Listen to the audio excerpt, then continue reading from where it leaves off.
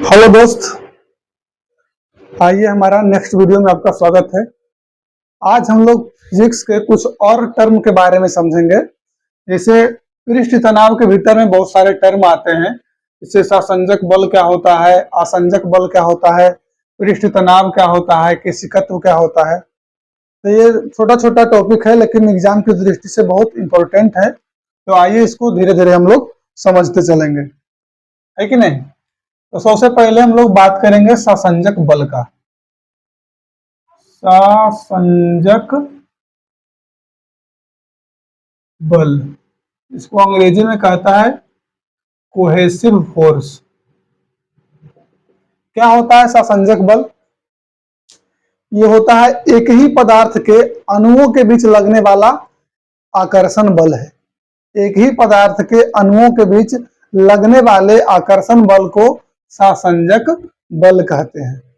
ससंजक बल जो होता है ठोसों में सबसे अधिक होता है। यही कारण है कि ठोस का आकार निश्चित होता है, जबकि ससंजक बल का मान गैसों में नगण्य होता है। उसके बाद आता है असंजक बल, अधेसिव फोर्स।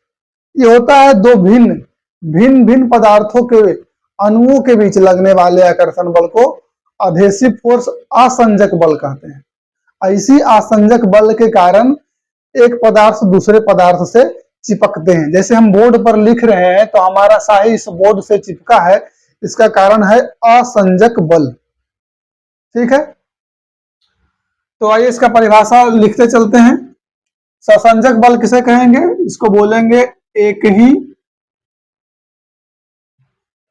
पदार्थ के अणुओं के बीच लगने वाले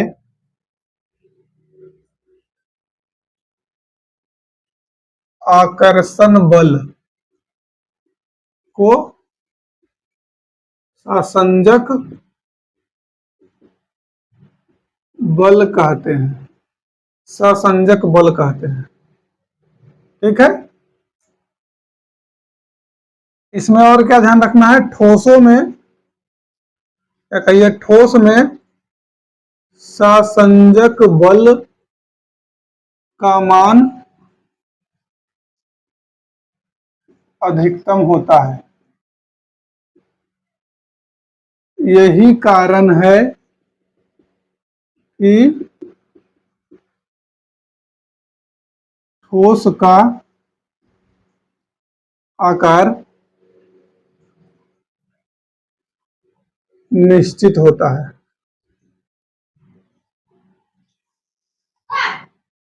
इसका उल्टा समझिए, गैसों में नगण्य होता है। लिख दिए हैं इसका उल्टा। गैसों में ससंजक बल का मान क्या होता है? नगण्य होता है, जिसके कारण उसका आकार क्या होता है? अनिश्चित होता है। चलिए, ससंजक बल हम लोग समझ लिए। अब देखना है असंजक बल क्या होता है। असंजक बल, इसको कहते हैं अधेसिव अधेसिव फोर्स। अब ये क्या हो गया कि एक ही पदार्थ के अणु में लग रहा था, यहां हो जाएगा दो अलग अलग या भिन्न भिन्न पदार्थों के अणुओं के बीच। भिन्न भिन्न पदार्थों के अणुओं के बीच लगने वाले आकर्षण बल को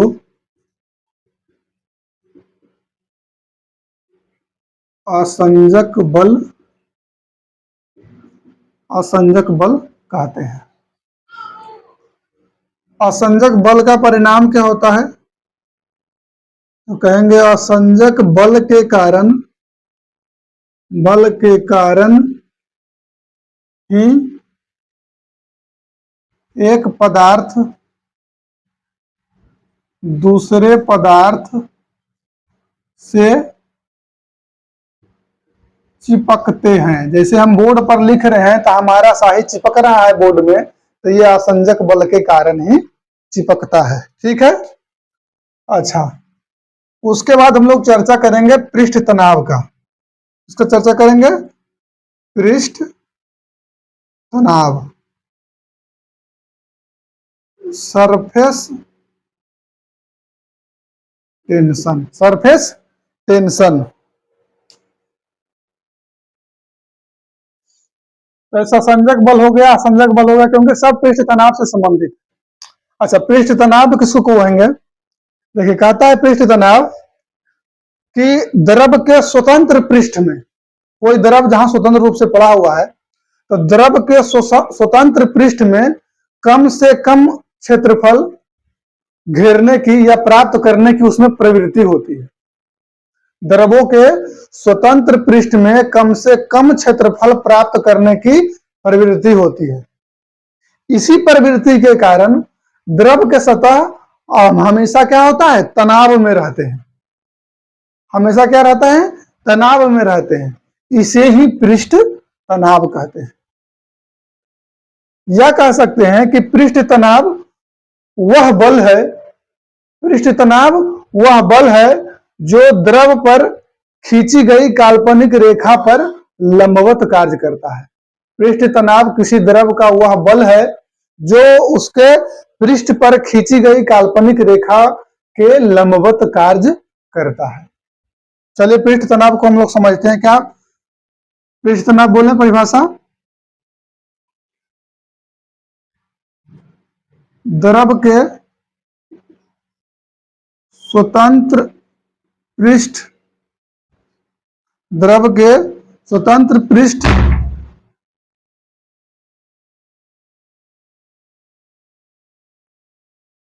को कम से कम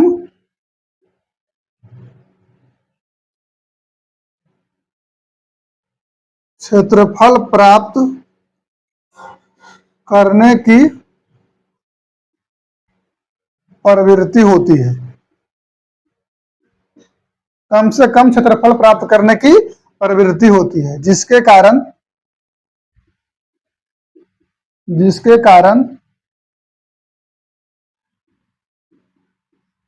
इसके पृष्ठ तनाव की स्थिति में रहते हैं। इसे ही पृष्ठ तनाव कहते हैं। इसे ही पृष्ठ तनाव कहते हैं। ठीक है। अब इसको मिटा देते हैं क्योंकि जगह कम है। इसको हम फिर से ऊपर में बताएंगे। ये हो गया एक परिभाषा। दूसरा होता है कि किसी द्रव का पृष्ठ तनाव वह बल है जो द्रव के पृष्ठ पर खींची गई काल्पनिक रेखा के लंबवत कार्य करता है। ठीक है। तो इसको मिटा देते हैं कि पृष्ठ तनाव क्या होता है कि जैसे वर्षा का बूंद देखें, गोलाकार होता है। पूछता है कि वर्षा का बूंद गोलाकार होता है क्यों? पृष्ठ तनाव के कारण। क्योंकि जो वर्षा का बूंद गिरता है तो कम से कम पृष्ठ वो छेकना चाहता है, प्राप्त करना चाहता है, इसलिए वो गोल हो जाता है। ठीक है। तो यहाँ पृष्ठ तनाव हम लोग समझ गए और देखते हैं आगे ऊपर। वीडियो को पूरा देखिए। अगर कुछ सीखना है तो पूरा देखिए, बिना समय दिए आप कुछ भी नहीं सीख सकते हैं। सिर्फ भाग दौड़ करने से कुछ नहीं होता है। जब तक उस पर समय नहीं दीजिएगा तब तक आप नहीं सीख पाइएगा। एक और परिभाषा क्या होता है पृष्ठ तनाव का? पृष्ठ तनाव सरफेस टेंशन, इसको बोलता है किसी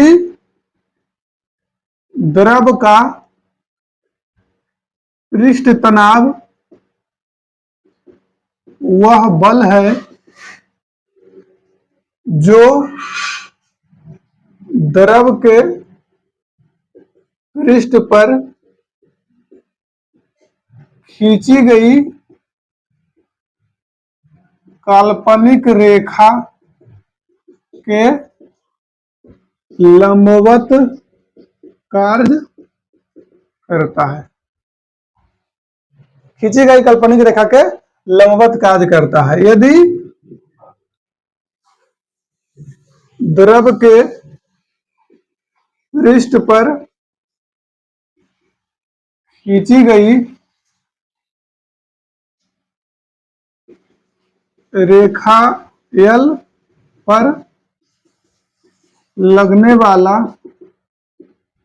बल F हो तो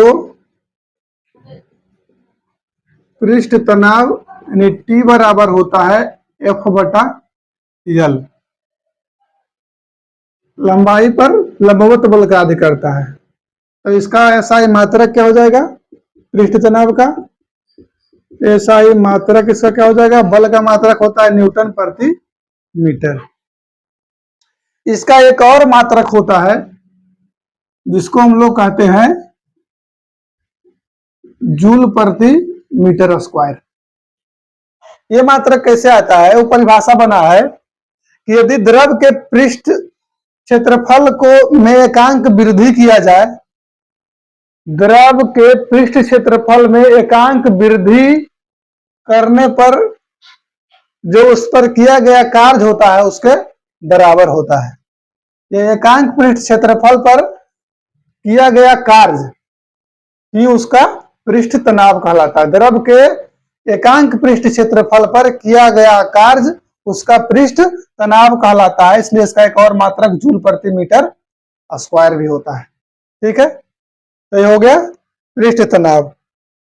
अच्छा, अब हम लोग समझेंगे पृष्ठ तनाव कब बढ़ेगा कब घटेगा, इस पर चर्चा करते हैं।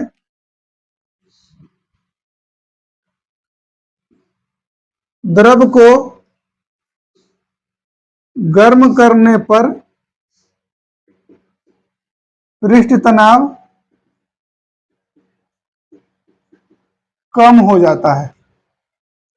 द्रव को गर्म करने पर पृष्ठ तनाव क्या हो जाता है? कम हो जाता है। दूसरा, घुलनशील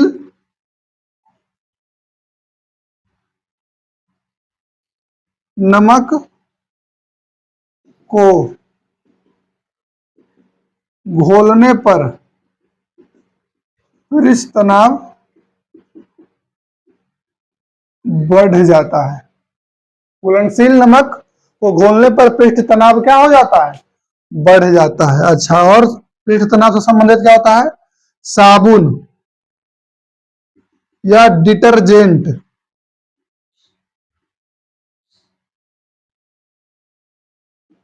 को घोलने से पृष्ठ तनाव कम हो जाता है। साबुन या डिटर्जेंट घोलने से पृष्ठ तनाव क्या हो जाता है? कम हो जाता है। अच्छा, और एक है कि जो जल के ऊपर लार्वा तैरते रहता है, यदि उस पर मिट्टी का तेल डाल दिया जाता है तो लार्वा क्या होता है? डूब जाता है। ऐसा क्यों होता है? क्योंकि उसका पृष्ठ तनाव क्या हो जाता है? कम हो जाता है। तो ये भी याद रखना है। तो ये था पृष्ठ तनाव से इतना संबंधित। ठीक है, अब हम लोग समझेंगे हमारा केशिकत्व क्या होता है। केशिकत्व के बारे में समझेंगे। इसको मिटा देते हैं।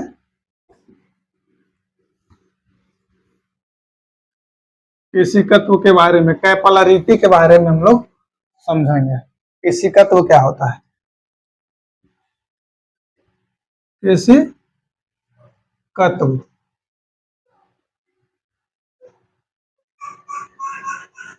कैपिलरिटी।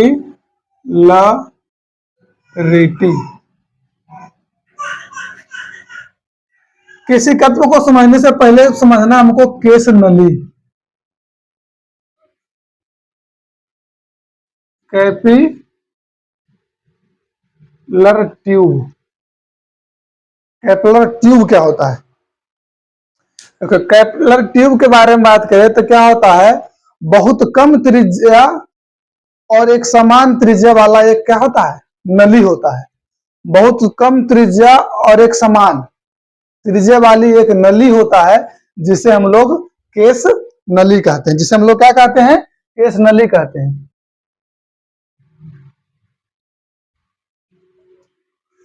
समझ में आया किस नली? क्या कहेंगे? एक ऐसी खोखली नली जिसकी त्रिज्या बहुत कम हो और एक समान हो, जिसकी त्रिज्या बहुत कम हो और एक समान हो, तो उसको क्या कहते हैं?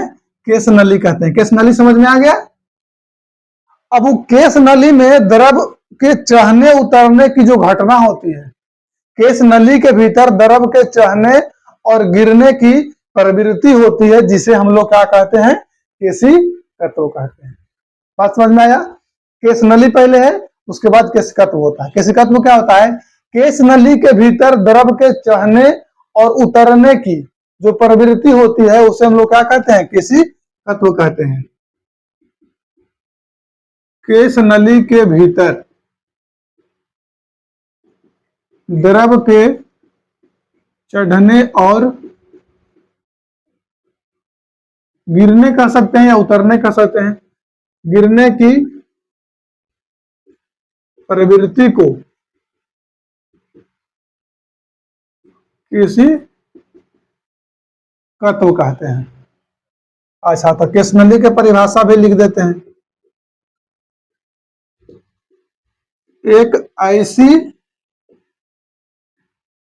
खोखली नली जिसकी त्रिज्या बहुत कम हो और एक समान हो, केस नली कहलाता है। और केस नली में वो घटना घटेगा तो क्या कहलाएगा? केशिकत्व कहलाएगा। अच्छा, केशिकत्व किस पर निर्भर करेगा? तो जिसका त्रिज्या जितना कम होगा उसमें जल उतना ज्यादा चढ़ेगा, मन द्रव उतना ज्यादा चढ़ेगा। जिसका त्रिज्या जितना ज्यादा चौड़ा होगा उसमें केशिकत्व की क्रिया उतना क्या होगा? कम होगा। यही होगा केशिकत्व वाला क्रिया। अच्छा, केशिकत्व जो होता है विशेष रूप से कहता है कि केशिकत्व का क्रिया किसमें होगा, ये किस पर डिपेंड करता है? तो कहा जाता है कि जो द्रव कांच को भिगोएगा, जो द्रव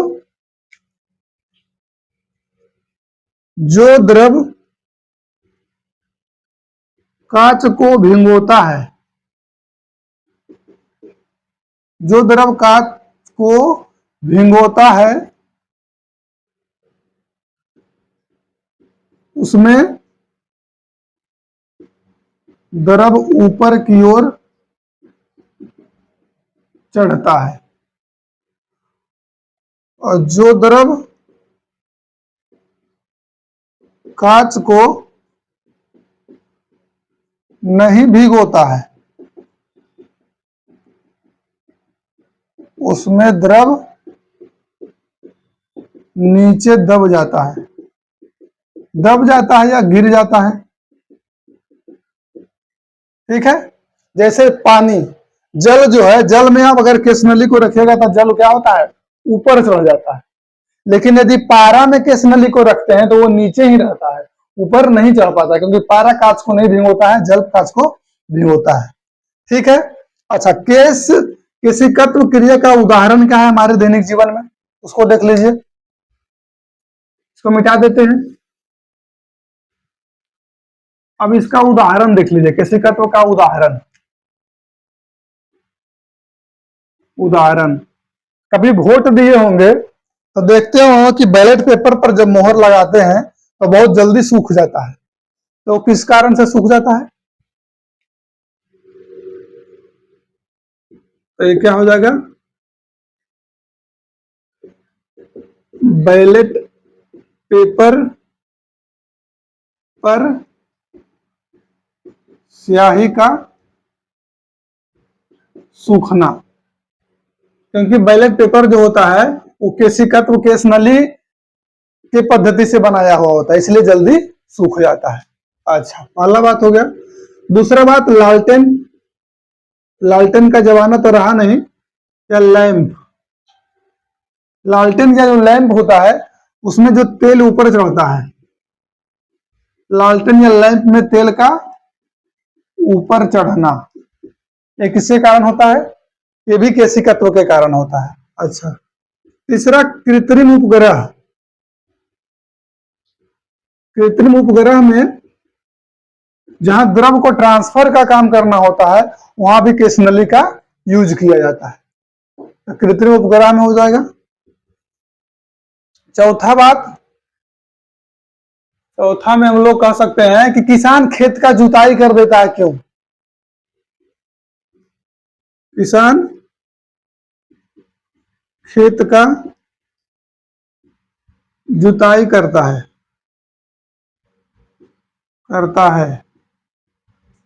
जुताई इसलिए कर देता है क्योंकि उसमें जो मिट्टी में जो केस नली बना हुआ है वो टूट जाए और मिट्टी के भीतर का नमी क्या रहे, बना रह जाए। इसीलिए किसान खेत की जुताई करता है, क्योंकि मिट्टी में नमी बनी रहे। अच्छा, पेन जो होता है, पेन का निब में भी एक मतलब कि केस नली जैसा उसको डिजाइन किया जाता है ताकि स्याही आसानी से आ सके, तो वहां भी हो सकता है केशिकात्व के कारण। तो ये सब है केशिकात्व का उदाहरण। वीडियो अच्छा लगा हो तो हमारे चैनल को सब्सक्राइब कीजिए, शेयर कीजिए और वीडियो देखने के लिए आपका धन्यवाद।